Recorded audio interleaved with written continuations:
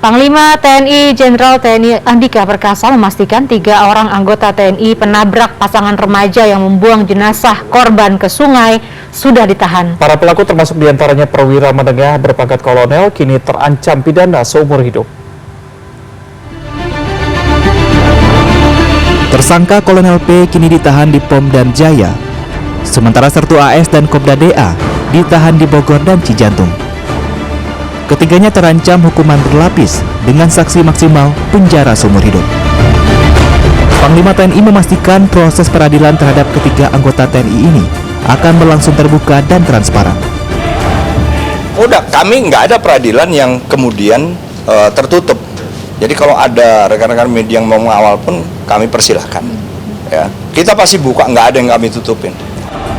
Ketika tersangka sempat menutup-nutupi tindakannya dengan cara berbohong kepada penyidik polisi militer. Kasus ini menjadi sorotan setelah sebelumnya 2 orang terekam kamera saat memasukkan 2 korban kecelakaan ke dalam mobil lalu membawanya pergi dari lokasi kejadian.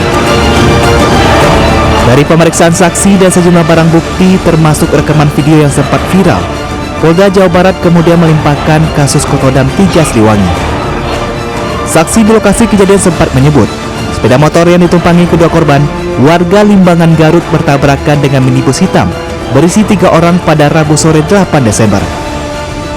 Kepada warga di lokasi kejadian, para penumpang minibus menyatakan akan membawa korban ke rumah sakit.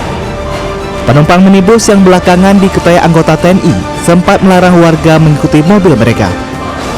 Setelah peristiwa itu, keluarga korban mencari ke beberapa rumah sakit dan puskesmas di sekitar lokasi, termasuk melapor ke markas Polresta Bandung. Namun upaya mereka tidak membuahkan hasil. Sampai akhirnya jasad korban Salsabila dan Handi ditemukan di 2 lokasi berbeda di Banyumas, Jawa Tengah pada 11 Desember lalu. Hasil autopsi Polda Jawa Tengah menunjukkan Salsabila tewas akibat luka benturan di bagian kepala, sedangkan Handi tewas karena tenggelam. Pemuda 17 tahun ini bahkan diduga masih hidup ketika dibuang tersangka ke Sungai Serayu. Keluarga korban menuntut kedua pelaku dijatuhi hukuman yang setimpal.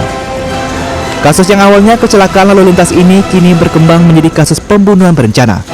Para pelaku dijerat pasal 340 KUHP tentang pembunuhan berencana dengan ancaman pidana maksimal penjara seumur hidup. Tim Liputan CNN Indonesia.